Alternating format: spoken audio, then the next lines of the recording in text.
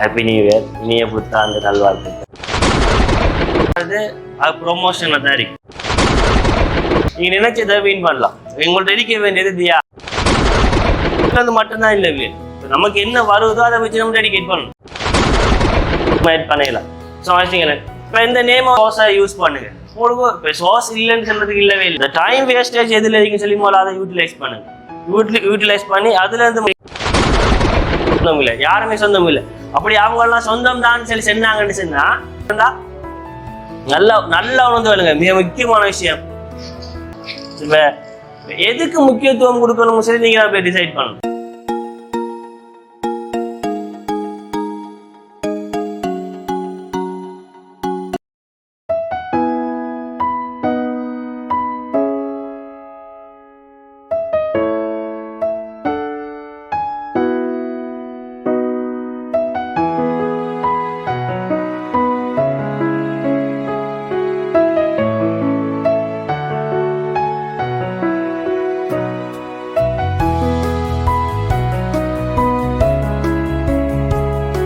அஸ்ஸலாமு அலைக்கும் வரஹ்மத்துல்லாஹி வபரகாத்துஹு. வணக்கம், good morning. First of all new இயரை ஸ்டார்ட் பண்ணிக்க நினைக்கிறேன். புது வருஷம், ஹாப்பி நியூ இயர், இனிய புத்தாண்டு நல்வாழ்த்துக்கள், புதிய ஆண்டு நல்வாழ்த்துக்கள். ஸோ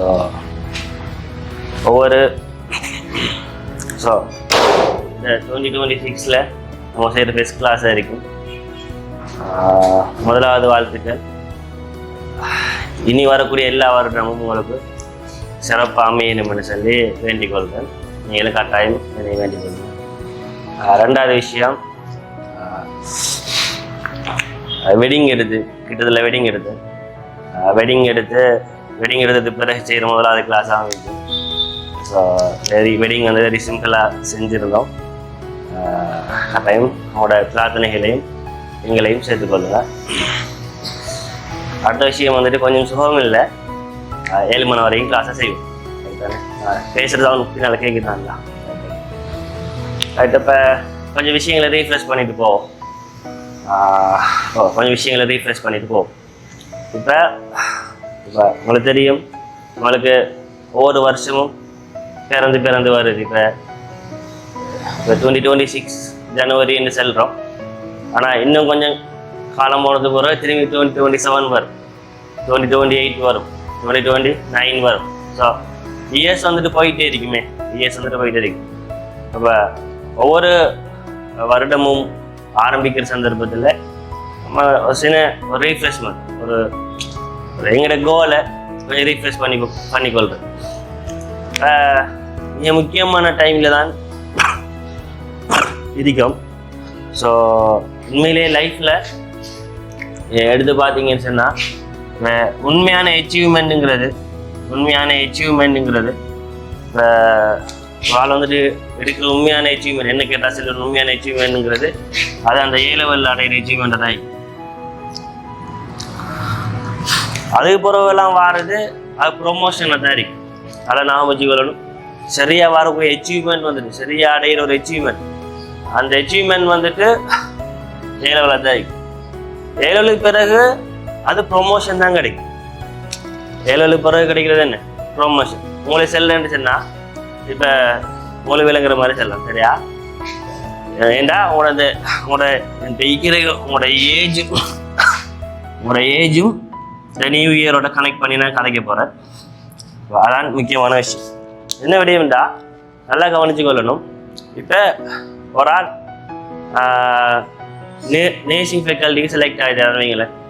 நேசிங் ஃபேக்கல்ட்டிக்கு செலக்ட் ஆகிட்டார், கொழும்பு யூனிவர்சிட்டி நேசிங் ஃபேக்கல்ட்டிக்கு செலக்ட் ஆகிட்டார். இப்போ ஒரு 4 இயர்ஸில் அவர் என்ன செய்வார்? நேசிங் ஃபேக்கல்ட்டியை முடிச்சுட்டு வெளியே வந்து ஹாஸ்பிட்டல் ஒன்றில் ஒர்க் பண்ண போகிறார். ரைட் தானே?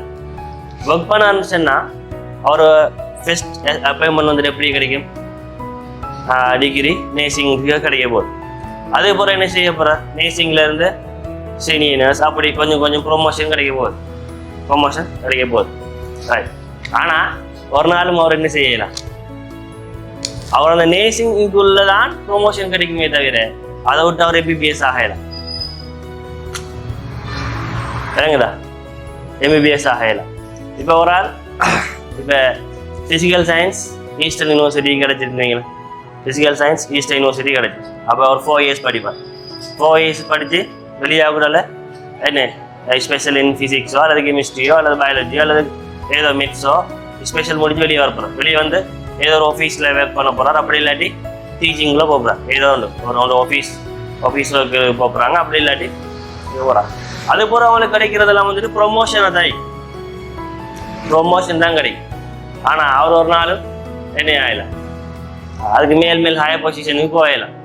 அப்போ அதால் ஒரு விஷயத்தை நல்லா நான் வச்சு கொள்ளணும். இந்த A-level இந்த 2026 செல்றேன் உங்களோட முக்கியமான ஏஜில் இருக்கீங்க. முக்கியமான ஏஜ், அது முக்கியமான ஏஜ். அதாவது இந்த 17 வயசுல இருந்து 20 வயசு வரைக்கும், 17லேருந்து இந்த 20 வயசு வரைக்கும் இருக்கக்கூடிய இந்த ஏஜ் வந்துட்டு லைஃப்லேயே வெரி இம்பார்ட்டன்ட் ஏஜ். ஆனால் நிறைய பேர் கேர செய்கிற ஏஜ் வேலை. இப்போ லைஃப்பில் சின்சியாரிட்டியாக ஒர்க் பண்ணணும்னு சொல்லி எந்த ஏஜில் நம்ம செல்லணும்? உண்மையில் சின்சியாரிட்டியாக ஒர்க் பண்ணணும். சின்சியாரிட்டி அதாவது கட்டும் என்ன சொல்கிறேன், கவனமாக இருக்கணும்னு சொல்லி செல்ல போகிற ஏஜ்ன்றது எந்த ஏஜ் ஆகிக்கணும்? உண்மையா எந்த ஏஜ் ஆகிக்கணும்? ஏன்னா இதை வச்சு தான் லைஃபே மாறப்போகுது.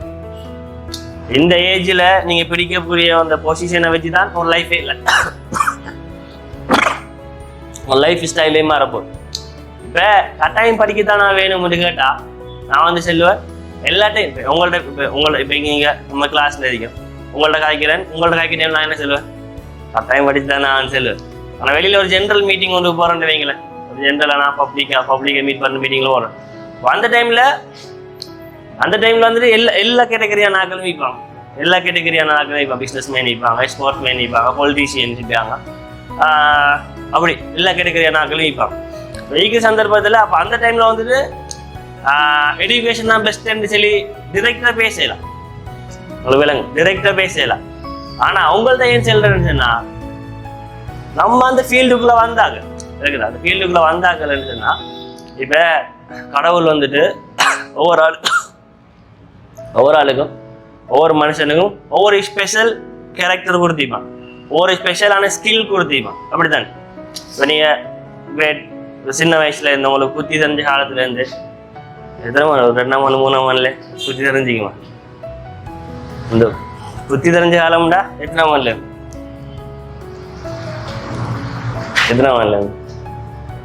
இப்ப புத்தி வந்துட்டா இல்ல இன்னும் வரலையா?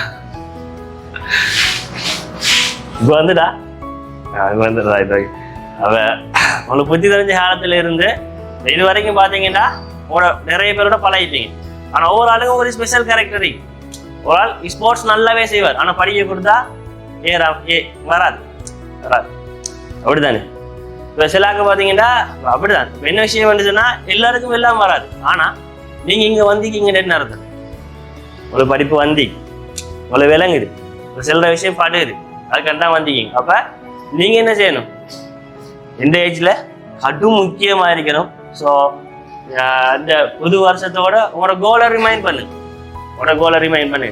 இங்க எதுவுமே பெரிய கஷ்டங்கிறதுக்கு இல்லவே இல்லை. இங்க கஷ்டங்கிறதுக்கு எதுவுமே இல்லை. எல்லாமே தியாகம் தான். இங்க எல்லாமே டெடிகேஷன் தான். தியாகம் தான். இந்த தியாகம் மட்டும் உங்கள்ட்ட இருக்கும்னு சொன்னா நீங்க நினைச்சதை வின் பண்ணலாம். இந்த தியாகம் மட்டும் உங்கள்ட்ட இருக்கும்னு சொன்னா நீங்க நினைச்சதை வின் பண்ணலாம். உங்கள்ட்ட இருக்க வேண்டியது தியாகம். ஏனென்றா நம்மளுக்கு இறைவன் வந்துட்டு நாலேஜ் அண்டர்ஸ்டாண்ட் பண்ணக்கூடிய ஆற்றலை தந்திக்கிறான். அல்ஹம்துலில்லாஹ் தந்திக்கிறான். தந்த அடுத்து நம்ம என்ன செய்யணும்?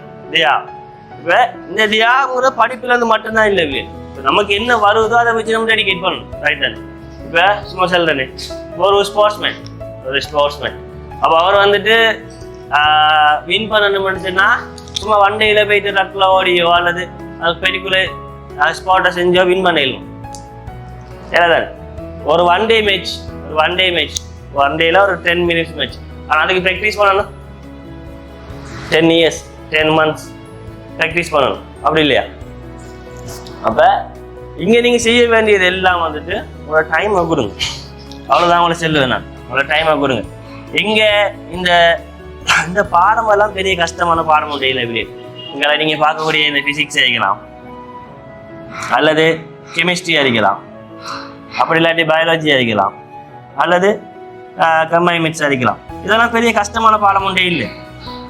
எது வரைக்கும் நீங்கள் டைம் கொடுக்கும் வரைக்கும் இது பெரிய பாடம் ஒன்றே இல்லை. அப்போ இப்போ இருந்தே நான் உங்கள்கிட்ட எப்பயுமே நான் சொல்றது, நீங்கள் உங்களை கவனம் பண்ண முடியாது. உங்களோட யுவர் செல்ஃபை நீங்கள் நம்பணும். அதான் இங்கே முக்கியம். இங்கே அந்த சர்ட்டை படித்து அப்படி, இந்த சர்ட்டை படித்து இப்படி அப்படியெல்லாம் ஒன்றுமே இல்லை.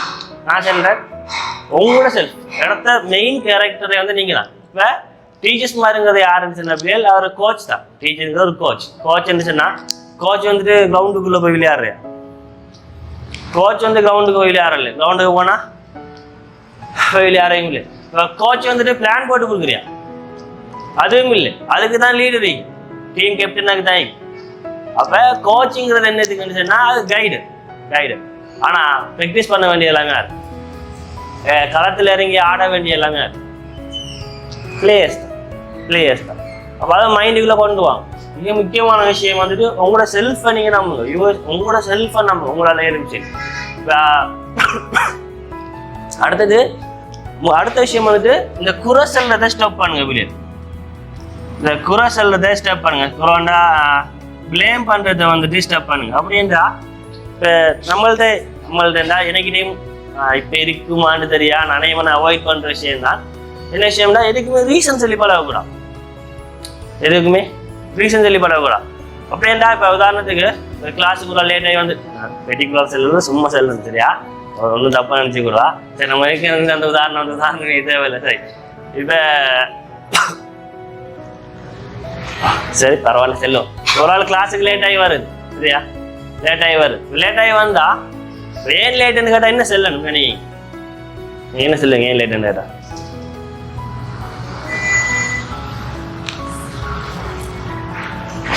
என்ன இல்லை? பஸ் லேட் எலும்பில்லை, பஸ் லேட் ஆகிட்டு, இல்லாட்டி பைக் பஞ்சர் ஆகிட்டு, இல்லாட்டி வீல் டிரைவர் வரல, வீல் டிரைவர் லேட் ஆகிட்டாரு.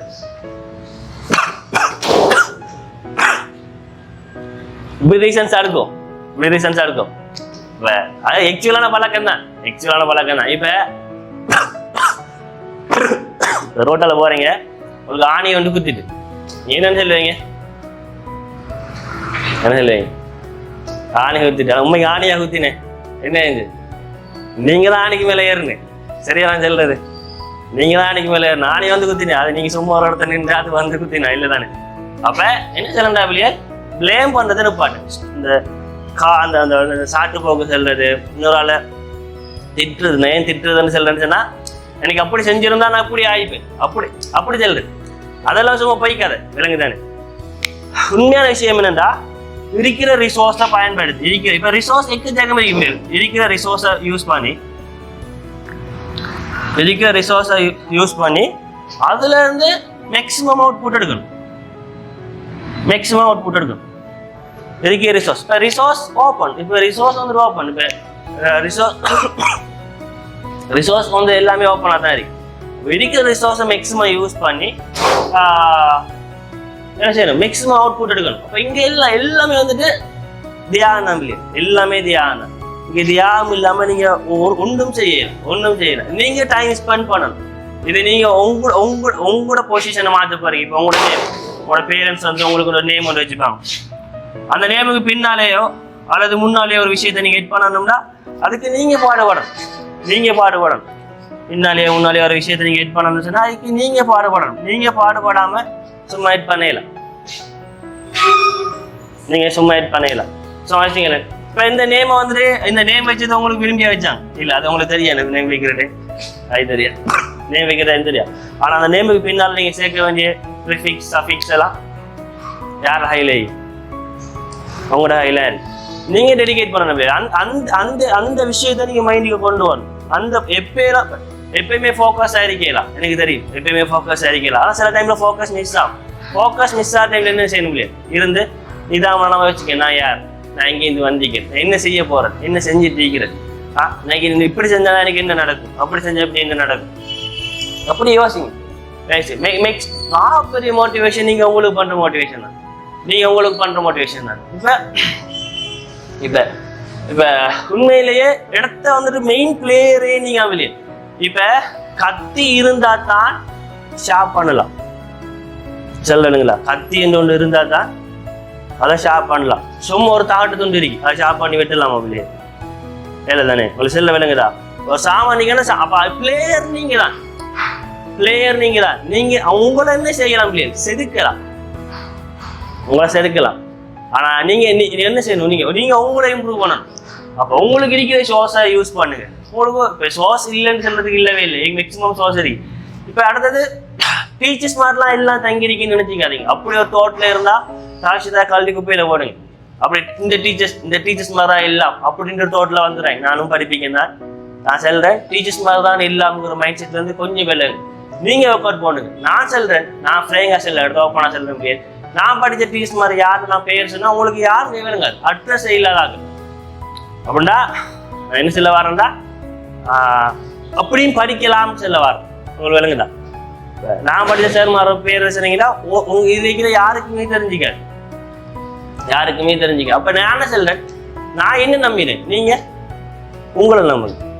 நான் என்ன நம்பினேன், டீச்சர்ஸ் மார்ட்ல இருந்து எடுக்கிற விஷயத்தை எடுத்தேன், அடுத்த ரிசோர்ஸையும் பாவிச்சேன், நானும் அவுட் புட் எடுத்தேன்.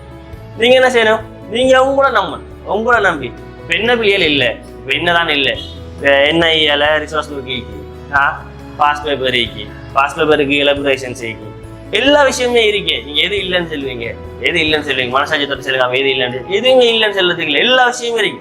எல்லா விஷயமும் ஃப்ரீயா ஓப்பன் சோர்ஸா எல்லா விஷயமும் இருக்கு. ஆனா அது என்ன செய்யணும், யூஸ் பண்ணணும். அப்படின்னா நீங்க தான் முடிவு எடுக்கணும் பிள்ளைகள் எப்படி டைமை மேனேஜ் பண்றேன்னு சொல்லி. அதான் அடுத்த மிக முக்கியமான விஷயம், இந்த டைம் எப்படி மேனேஜ் பண்றேங்கிறது. இப்போ டைம் மேனேஜ்மெண்ட்ல வந்துட்டு அடுத்த மிக முக்கியமான விஷயம் என்னன்னா, டைம் மேனேஜ்மெண்ட்ல வந்துட்டு நீங்க முதலாவது கண்டுபிடிக்கணும் என்னதுன்னா, உங்களுக்கு டைம் எதுல வேஸ்ட் ஆகுதுன்னு சொல்லி. எதுல உங்களுக்கு டைம் வேஸ்டேஜ் இருக்குன்னு சொல்லி. இந்த டைம் வேஸ்டேஜ் எதுல இருக்குன்னு சொல்லி முதல்ல அதை யூட்டிலைஸ் பண்ணுங்க. யூட்டிலைஸ் பண்ணி அதுல இருந்து முதல்ல வெளியே வாங்க. இப்ப வெளியே வந்தது பிறகு இருக்கிற பேலன்ஸ் டைமே எப்படி, இந்த 3 பாடம் இருக்கு, 3 பாடத்துக்கும் எப்படி நம்ம பிரிச்சு கொடுக்குறேன், எந்த பாடத்துக்கு நான் முக்கியமா இம்பார்ட்டன்ட் நிறைய கொடுக்கணும், எந்த பாடத்துக்கு எந்த பாடம் எனக்கு நல்லா வருது, எந்த பாடம் கொஞ்சம் கஷ்டமா இருக்கு. அப்போ கஷ்டமா இருக்கிற பாடத்துக்கு கொஞ்சம் டைம் கூட எடுக்கிறேன். நான் சொல்றேன் பிள்ளையே, நான் உண்மைக்கு சொல்றேன். 3 பாடத்துலயும் ஒரு 3/4 முக்கா பகுதியா நான் டீச்சர்ஸ் மாட்ட வந்து படிச்ச விஷயம் 1/4 வந்துட்டு செல்ஃபா ப்ராக்டிஸ் பண்ணுது. அப்படி என்ற நான் என்ன சொல்ல வரேன்னா, 3/4 டீச்சர் ஹெல்ப்போட படிச்சது. இப்போ டீச்சர் ஹெல்ப்போட படிச்சதுன்னு சொன்னா அப்ப அங்கேயும் இந்த ஒர்க் அவுட் ஆகும், செல்ல விளங்குதா? அதுலயுமே இந்த ஒர்க் அவுட் ஆகும். 1/4 வந்துட்டு டீச்சர் ஹெல்ப்பே இல்லாம படிச்சது. ஒரு சில விஷயம் விளங்குதா? 1/4 வந்துட்டு டீச்சர் ஹெல்ப்பே இல்லாம. ஏண்டா இப்ப நமக்கு சரி வந்தாச்சு, கார் ஓட்ட சொல்லி கொடுத்தாச்சு, ஒரு ஆள் வராரு, டிரைவிங் தெரியா, கார் ஓட்ட சொல்லி கொடுத்தாச்சு. இப்ப கார் ஓட்ட சொல்லி கொடுத்தாச்சு. இப்ப அடுத்து வேன் வேற கார் ஓட்ட தான் சொல்லி தந்து, வேன் ஓட்ட சொல்லி தரல, எனக்கு வேன் ஓட்ட தெரியான்னு சொல்லி தீக்கலாமா? படி ஓட தெரியா, எனக்கு கார் ஓட்ட தான் பழகினேன், படி ஓட தெரியாது. அப்படி இல்லை. என்ன சொல்ல வரேன், 3/4 ஹெல்ப் உங்களுக்கு கிடைச்சிட்டுண்டா 1/4 நீங்க வந்து என்ன செய்யலாம், நீங்க அந்த நாலேஜை வச்சு நீங்க ப்ராக்டிஸ் பண்ணலாம். எனக்கு என்ன தெரியுமா சந்தோஷம், இப்போ எப்படி தெரியுமா சந்தோஷம், ஒரு டீச்சர் ஹெல்ப் இல்லாம ஒரு விஷயத்தை அண்டர்ஸ்டாண்ட் பண்ணி எடுத்துட்டேன்னு வைங்களேன், நீங்க ஆன்சர் அப்படி ஃபீல் பண்ணுவீங்களா? டீச்சர் ஒரு ஹெல்ப் இல்லாம நீங்க ஒரு விஷயத்தை அண்டர்ஸ்டாண்ட் பண்ணி எடுத்தீங்கன்னா அது உங்களுக்கு ஐன்ஸ்டீன் கண்டுபிடிச்சதை விட பெரிய ஹாப்பினஸ் உங்களுக்கு வரும். ஒரு விஞ்ஞானியோ ஒரு ஈக்குவேஷனையோ அல்லது ஒரு ஃபார்முலாவையோ அல்லது ஒரு கன்செப்டையோ கண்டுபிடிச்சிட்டான்னு வைங்களேன், கண்டுபிடிச்சா அவருக்கு ஒரு ஹாப்பினஸ் ஒன்று வரும் தானே. அந்த ஹாப்பினஸை நீங்களும் ஃபீல் பண்ணலாம். எப்பன்னு சொல்லுங்க.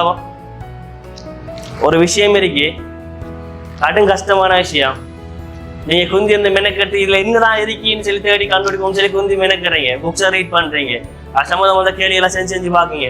அப்போ உங்க நுண்ணுக்கும் பிடி வட்டுருவீங்க. அப்போ உங்களை எப்படி அட போடா இதை நம்ம கண்டுபிடிச்சிட்டோம், இது நமக்கு விளங்கிட்டு அப்படி ஒரு ஹாப்பினஸ் வரும். அந்த ஹாப்பினஸை ஃபீல் பண்ணிக்கிங்களா? ஒரு ஃபீல் பண்ணலாட்டி ஃபீல் பண்ணுங்க. அதான் செல்வம். உங்களோட செல்ஃபை நம்புங்க, உங்களோட செல்ஃபை நம்புங்க, நீங்க ஒர்க் அவுட் பண்ணுங்க. அடுத்தது உங்களுக்கு என்ன தேவைன்னு சொல்லி உங்களுக்கு தான் தெரியும். உங்களுக்கு என்ன தேவைன்னு சொல்லி உங்களுக்கு தான் தெரியும். உங்களோட தேவையில நீங்க போயிட்டு நிர்பந்தப்படுத்தி அதை முடிக்கணும். உதாரணத்துக்கு உங்களுக்கு பசிக்குன்னு வைங்களேன், பசிக்குதுன்னு வைங்களேன். இப்போ பசிச்சா பசிக்குது ஆனால் வெளியே போய் கேட்கவும் மாட்டேன் சொல்லி அப்படியே இருப்பீங்களா? உங்களுக்கு தாகம் மருந்து வைங்களேன், கடும் தாகம். இப்போ வெளியே போய் கேட்கவும் மாட்டேன், எனக்கு தண்ணியை கொண்டு வந்து தரணும் அப்படின்னு நடக்கும். அது நடக்க ஸ்டடீஸும் அதே மாதிரி தான் முடியாது. உங்களுக்கு தேவை இருக்குன்னு சொன்னால் அந்த தேவையை நீங்கள் வலுக்கட்டாயமாக அடையிறதுக்கு பார்க்கணும். அதாவது ஒழுங்கான முறையில் வலுக்கட்டாயமாக அடையிறதுக்கு பார்க்கணும். சரிங்களா? இப்போ இடத்த full and full work out வந்துட்டு உங்களோட மெயின் பிளேயரே நீங்கள் தான். உண்மையை சொல்ல முடியாது. உண்மையை சொல்ல போனால் ஒரு பிள்ளை ஏ ஒன்று எடுக்குன்னுச்சுன்னா இந்த ஏக்கு 90% ரீசன் வந்துட்டு ஸ்டூடெண்ட் தான். 90% ரீசன் வந்துட்டு ஸ்டூடெண்ட் தான். அதனால நான் இப்போ இது வரைக்கும் படிப்பீங்க, 2019 படிப்பீங்க. யாரு பிள்ளைல ரிசல்ட்டுக்கு நான் சொந்தம் கொண்டாட மாட்டேன். ஏன்னா அது எந்த ரிசல்ட் இல்லை. நான் உண்மையிலே சில விஷயம் இல்லைங்கதா, ஒரு ரிசல்ட்டுக்கு 90% சொந்தம் யாருன்னா ஸ்டூடெண்ட் தான். அது படிப்பிச்ச டீச்சர் மாதிரி சொந்தம் இல்லை, பேரண்ட்ஸும் சொந்தம் இல்லை, சிப்ளிங்ஸும் சொந்தம் இல்லை, யாருமே சொந்தம் இல்லை. அப்படி அவங்கெல்லாம் சொந்தம் தான் சொல்லி சொன்னாங்கன்னு சொன்னா அந்த 10% தான் அவங்களுக்கு அந்த சொந்தம். மற்ற எல்லா ஃபேக்டரும் இந்த 10% லாம்பர். மற்ற எல்லாரும் 90% ஸ்டூடெண்ட்ஸ் மட்டும் தான் காரணம். ஏனண்டா இப்போ சும்மா சொல்லுமே, இப்போ ஒரு பிள்ளை நல்லா ஃபேமிலி பேக்ரவுண்ட்ல இருந்து, அதாவது ஃபினான்ஷியலாக நல்ல ஒரு ஃபேமிலி பேக்ரவுண்ட்ல இருந்து வருன்னு வைங்களேன். இப்போ அந்த குடும்பம் கொஞ்சம் செல்வந்தராக இருந்ததால தான் அந்த பிள்ளையை படிப்பிச்சுன்னு செல்ல நினைக்கிங்களா? ஏழை வீட்டுல இருந்து நிறைய பிள்ளைகள் மெடிக்கல் ஃபேக்கல்ட்டி போய், ஏழை வீட்டுல இருந்து நிறைய பிள்ளை இன்ஜினியர் ஃபேக்கல்ட்டி போய் இல்லைங்கிறீங்களா? அப்ப வேற எந்த ரீசனும் இல்லை. ரீசன்லாம் யார்? பிள்ளை மட்டும்தான். ஆனா அந்த புத்தி எப்ப வந்திருக்கணும்? இந்த வயசுல வந்திருக்கணும். இந்த காலம் கடந்த ஞானம் வந்து ஒரு பிரயோசனமும் இல்லை.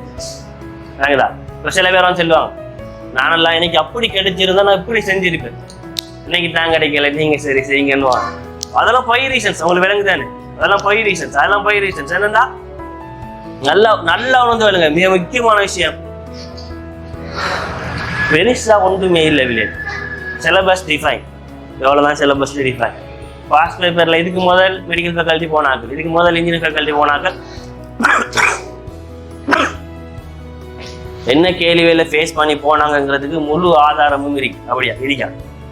இதுக்கு முதல் இன்ஜினியர் ஃபேக்கல்ட்டி போறாங்க, இதுக்கு முதல் மெடிக்கல் ஃபேக்கல்ட்டி போனாங்க, என்ன கொஸ்டின்ஸை ஃபேஸ் பண்ணி போனாங்கிறதுக்கு வந்து முழு ஆதாரம் இருக்குதானே? 79 இருந்து ரீசெண்ட் இயர் வரைக்கும் முழு ஆதாரம் இருக்கு, முழு ப்ரூஃபும் இருக்கு. Syllabus define. இப்போ உங்கள்கிட்ட விஷயம் வைக்க போகிறதால அப்புறம் என்னதான் தெரியல, கஷ்டம் ஒன்றும் இல்லை. ஆனால் நீங்கள் என்ன செய்யணும்? ஒர்க் அவுட் பண்ணணும். நீங்கள் ஒர்க் அவுட் பண்ணீங்கன்னா வின் பண்ணலாம். அதான் விஷயம் இல்லை. நீங்கள் ஒர்க் அவுட் பண்ணணும். நீங்கள் ஒர்க் அவுட் பண்ணாமல் எதுவுமே நடக்காது. நீங்கள் யார் வந்தாலும், யார் வந்து அழகிலா நின்றாலும், எக்ஸாம் பேப்பரே கொண்டு வந்து உங்களோட கையில் தந்தாலும் நீங்கள் ஒர்க் அவுட் பண்ணலாட்டி செய்ய மாட்டேங்க. நீங்கள் தான் எக்ஸாம் பேப்பருக்கு தானே, எக்ஸாம் பேப்பரை ஆன்சரோட கொண்டு வந்து உங்கள்கிட்ட தந்துட்டு, நாளைக்கு எக்ஸாம் ரெண்டையும் கொண்டு வந்து தந்துட்டு உங்களோட எக்ஸாம் ஓடுக்கு நீங்கள் அனுப்பினாலும் நீங்கள் ஆன்சரை பாடமாக்கிட்டு போனாலும் நீங்கள் ஆன்சர் எழுத மாட்டீங்க. சொல்கிற பையனை நீங்கள் டெஸ்ட் பண்ணி பாருங்க, ஒருக்கா எழுத மாட்டேங்க. எப்போ நீங்கள் எழுதுவீங்க சொன்னால் அதை நீங்கள் விலைக்கு மண்டைக்கு எடுத்தால் மட்டும் தான் எழுதுவீங்க. இது நம்மளோட பாடம் வந்துட்டு ஹிஸ்ட்ரி பாடமும் இல்லை, தமிழ் பாடமும் இல்லை. இப்போ பராக்கிரமஹாவு மன்னர் கட்டின குளம்டா, அதுக்கு அந்த குளம் தான். அந்த குளத்துக்கு போகிற வேறு குளம் பேரை மாற்றலாமா? இல்லை. ஆனால் நம்மளோட எக்ஸாம் எம்ஏடா, எக்ஸாம் எம்ஏ தான். நான் அப்ளை பண்ணுறேடா, கொண்டு காரில் அப்ளை பண்ணுவோம், கொண்டு போய் மாட்டு வண்டியில் அப்ளை பண்ணுவோம், மனுஷனில் அப்ளை பண்ணுவோம். நம்மளோட அப்ளிகேஷன் உங்களுக்கு விளங்குதா? நீங்கள் ஒர்க் அவுட் பண்ண முடியாது. நீங்கள் உங்களோட செல்ஃபை நம்புங்க. அதை நான் சொல்கிறேன். நீங்கள் உங்களோட செல்ஃபை நம்புங்க. உங்களோட செல்ஃபை நீங்கள் நம்பினீங்கன்னா கட்டாயம் வின் பண்ணலாம். இல்லை கஷ்டமே இல்லை, இல்லை கஷ்டங்கிறது ஒன்றுமே இல்லை. எல்லா விஷயம் டிஃபைன். இப்போ இடத்த செய்ய வேண்டிய டெடிக்கேஷன். இப்போ டெடிக்கேஷன் சொன்னால் அதைத்தான் கண்ணு கருத்து செல்ற விஷயம் என்னன்னு சொன்னா, இப்போ எதுக்கு முக்கியத்துவம் கொடுக்கணும் சரி நீங்கள் போய் டிசைட் பண்ணணும். எதுக்கு முக்கியத்துவம் கொடுக்குறேன்? இப்போ உதாரணத்துக்கு இப்போ ஒரு ஃபங்க்ஷன் ஒன்று வருது, எங்களை ஸ்டடீஸ் ஒன்று இருக்கு, உங்களை ஹோம்ஒர்க் ஒன்று இருக்கு, வேறொரு வேலை ஒன்று இருக்கு. அப்போ அப்படிங்கிற டைமில் நீங்கள் ப்ரியாரிட்டி வந்து நீங்கள் கொடுக்கணும். எதுக்கு ப்ரியாரிட்டி கொடுக்க போகிறீங்கன்னு சொல்லி ஒர்க் அவுட் பண்ணுங்க அப்படியே மேக்ஸிமம் ஒர்க் அவுட் பண்ணுங்க. நான் நிறைய பேர் வந்து என்னன்னு சொன்னா எத்தனை ஹவர்ஸ் படிக்கணும்னு சொல்லி கேட்குறேன். நிறைய பேர் வந்து கேள்வி எத்தனை ஹவர்ஸ் படிக்கணும்னு சொல்லி நான் சொல்லுவேன் என்ன நினைச்சேன்னா நீங்கள் எத்தனை ஹவர்ஸ் படிக்கணும்டா 24 hours வந்துட்டு per day வந்துட்டு 24 hours. அப்போ அதில் நீங்கள் ஒரு 6 hours தூங்கன்னு வைங்களேன். ஒரு 6 hours தூங்கணும் ரைட் தானே. அடுத்தது சாப்பிட்றது அதுக்கு வந்து நம்ம ஒரு 2 hours விடுவோம். 2 hours. இனி ஃப்ரெஷ் ஆகிறது வாஷ்ரூம் போகிறது ஃப்ரெஷ் ஆகிறது குளிக்கிறது அது எல்லாத்தையும் சேர்த்து ஒரு 2 hours வந்து விடுவோம். விட்ட மனுஷனா மொத்தம் 10 hours. இப்போ 14 hours வந்துட்டு ஒரு பேலன்ஸ் இருக்கு. 14 hours வந்துட்டு பேலன்ஸ் இருக்கு ரைட் தானே. 14 hours பேலன்ஸ் இருக்கு. இந்த 14 ஹவர்ஸில் உங்களோட கிளாஸ் டைம் தவிர அடுத்த இதர ரிலிஜியனல் ஆக்டிவிட்டி மார்க்க விஷயங்களுக்குமான டைமை கழிச்சுட்டு பேலன்ஸ் டைம் எல்லாம் படி ரெக்கார்ட் பண்ணி. ஏன்டா அவங்களோட என்ஐசிலேருந்து வெளியில் படி. ஒரு தொழில் என்ன படி என்ஐசியில் தொழில் போடுறியா? என்ஐசி கிடைச்சிட்டு தானே ஐடென்டி கார்டு கிடைச்சிட்டா அதில் தொழில் நோண்டு இருக்கா இல்லையா? தூக்கிட்டாங்களா இப்போ அதை பழைய ஐடென்டி கார்டில் இருக்கீங்க? சரியா சரி பார்த்துக்கலாம். சரி அப்போ இப்போ கூட தொழில் வந்துட்டு என்ன வெளியே ஒரு தொழில் வந்துட்டேன். மாணவி ஸ்டூடெண்ட் என்ன அப்போ கொஞ்சம் மைண்டுக்கு எடுங்க ஒர்க் அவுட் பண்ணுங்க அனலைஸ் பண்ணி ஒர்க் அவுட் பண்ணுங்க வெளியே. இங்கே இந்த பாடம்லாம் பெரிய கஷ்டம் இல்லை. நீங்கள் நினைக்கிற மாதிரிலாம் பெரிய கஷ்டம் இல்லை. நீங்கள் ஒர்க் அவுட் பண்ணிக்கிற ஆளாக எடுக்கலாம் இல்லையே. இப்போ நான் சும்மா செல்லணும் இப்படி நான் சும்மா இப்போ நான் படிக்கிற டைம்ல கிளாஸில் பெரிய டொப்பர் எல்லாமே இல்லை பெரிய டொப்பர் எல்லாமே இல்லை. ஆனால் எனக்கு இருந்தது எல்லாமே என்ன செல்ஃபனா நல்லா நம்பினேன். நல்லா நம்பி ஏன்னா எனக்கு தெரியும் எனக்கு ஏழும் எனக்கு தெரியும் என் செல்ஃபை எனக்கு செய்ய ஏழுங்கிற விஷயத்தை நான் நம்பினேன். கிளாஸில் பெருசாக ஷைன் கிளாஸில் டொப்பரும் இல்லை ஃபெஸ்ட்டில் கொண்டு போய் கொப்பி காட்டுற ஆளும் இல்லை அப்படியெல்லாம் இல்லை. ஆனால் நான் நம்பினேன் என்ன நான் கிளாஸில் ஒர்க் அவுட் பண்ணுறதை விட அதை கொண்டு வந்து வீட்டில் ஒர்க் அவுட் பண்ணுறது தான் கூட. கிளாஸில் ஒரு விஷயம் ஒரு சார் ஒரு கேள்வி ஒன்று தராண்டா அந்த கேள்வி எனக்கு உடனே செய்ய இல்லாமல் இருக்கும். ஆனால் கிளாஸ்லேயே அடுத்த வெளியில் வந்து என்ன செய்வாங்க செஞ்சு சேட்டை காட்டுவாங்க. ஆனால் எனக்கு என்ன தோட்டம்டா அந்த பொடியை கிளாஸ்லேயே செஞ்சு காட்டினேன். அவனும் கிளாஸ்லேயே விளங்கிட்டு ஆனால் எனக்கு கிளாஸ்லேயே விளங்கலைன்னு சொல்லி நான் போய் என்ன செய்விட்டேன் ஃபுல்லாக வந்து ஒர்க் அவுட் பண்ணி அந்த விஷயத்தை விளங்கி எடுப்பேன். ஆனால் கிளாஸில் செஞ்சு காட்டினாலும் என்ன செய்யும் கிளாஸில் செஞ்சு காட்டக்கூடாதுன்னு சொல்லலை பிள்ளையா விளைக்கிறக்கூடா. கிளாஸில் செஞ்சு காட்டினாலும் வந்து என்ன நினைக்கலாம் நமக்கு விளங்கிட்டு தானேன்னு சொல்லி மூடி வைப்பாங்க. அது மறந்து வீடு அது அப்படியே மறந்து வீடு. இப்போ 2 விஷயமும் தேவை. ஒரு விலங்கு தானே சொல்லி கிளாஸில் படிக்கிற விஷயத்தை ரிப்பீட் பண்ணணும். செய்ய இயலாத எதுவுமே இல்லவே. உங்களே மாதிரி ஒரு ஆள் தான் நீங்கள் எக்ஸாம் சீட் பண்ண போகிற வருஷத்தில் ஹைலைன் ட்ரெயினில் போகிறாங்க. உங்களே மாதிரி ஒரு ஆள் தான் ஹைலைன் ட்ரெயினுக்குள்ளே போகுது. உங்களே மாதிரி ஒரு ஆள் தான் டிஸ்ட்ரிக்ட் ட்ரெயினிங் எடுக்க போகுது. அப்போ அந்த ஆளால் எடுக்க மனுஷனா அதே மாதிரி அதே வயசுல இருக்கிற அதே மாதிரி சாப்பிட்ற அதே மாதிரி படிக்கிறவங்களுக்கு ஏன் எடுக்கலாம் அதான் எடுக்கலாம். நீங்கள் அனலைஸ் பண்ணுங்கள் எவ்வளோ ரிசோர்ஸ் இருக்குன்னு பாருங்கள். அனலைஸ் பண்ணுங்கள். இன்றைக்கே வந்துட்டு என்ன செய்யுங்க வீட்டுக்கு போயிட்டு ஒரு ஃபுல் பிளான் ஒன்று போடுங்க. ஃபிசிக்ஸில் எனக்கு என்னென்ன பிரச்சனை இருக்குது அதை நான் எப்படி ஷார்ட் அவுட் பண்ண போகிறேன். கெமிஸ்ட்ரியில் எனக்கு என்னென்ன பிரச்சனை இருக்குது அதை நான் எப்படி ஷார்ட் அவுட் பண்ண போகிறேன். பயாலஜியில் கம்பைன்மெண்ட்ஸ் எனக்கு என்னென்ன பிரச்சனை இருக்குது அதை நான் எப்படி ஷார்ட் அவுட் பண்ண போகிறேன். எனக்கு எத்தனை மாதம் இருக்கு அப்போ இப்போ 7 மாதம் இருக்குண்டா 7 மாதம் ஃபிசிக்ஸில் எத்தனை பாடம் இருக்கு இப்போ எத்தனை பாடத்தில் எனக்கு எத்தனை பாடம் இருக்கு அந்த அனலைசிஸை ஃபுல்லாக எடுங்க. அப்படி அழகா அந்த அனலைசிஸ் எடுங்க. அந்த அனலைசிஸ் அழகாக எடுத்து அதை நீங்கள் அடிக்கடி பார்க்குறது சுரத்துலையோ அல்லது மேசையிலையோ ஒட்டி வச்சு அதுக்கு ஒர்க் அவுட் பண்ணுங்க. செய்ய இயலாத எதுவுமே இல்லை. நம்ம நினைச்சோம்னா சாதிக்கலாம். நீங்கள் நினைச்சீங்கன்னா நீங்களும் சாதிக்கலாம். ஒர்க் அவுட் பண்ணுங்க. இன்னைக்கே போயிட்டு ஃபுல் அனலைசிஸ் எடுப்போமா வெண்ணையிலேருந்து இது வரைக்கும் ஒர்க் அவுட் பண்ணிட்டு இருந்தீங்க. வெண்ணையிலேருந்து ஒர்க் அவுட் பண்ணுறது இன்னும் கொஞ்சம் கூடுமா ஷுவரா கூடுங்கிறாங்க. Okay very good. ஸோ நம்ம கிளாஸை ஸ்டார்ட் பண்ணுவோம்.